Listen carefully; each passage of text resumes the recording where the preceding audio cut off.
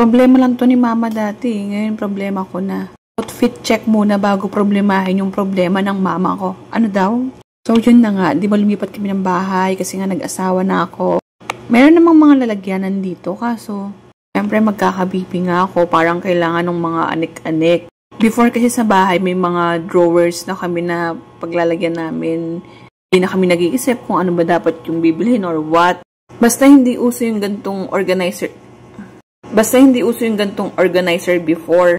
So, ayun na nga, nahihirapan ako. Ano-ano yung mga bibilhin para dito sa bahay.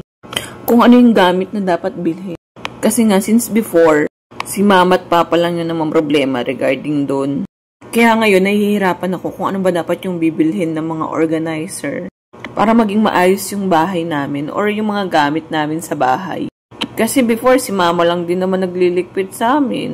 Or nung bata kami, yung katulong. Kaya ngayon nag-i-struggle ako kung ano ba dapat talagang bibilhin na organizer. Kasi ayokong bumili tapos i-stock ko lang, hindi ko gagamitin. Parang nanghihinayang ako. Pati ngayon pag nesting ko, hindi pa ako ready. Hindi ako nakakabili ng mga kung anik-anik. Even though I'm almost 8 months now. But still be kahit wet wipes, wala pa talaga. As in zero knowledge.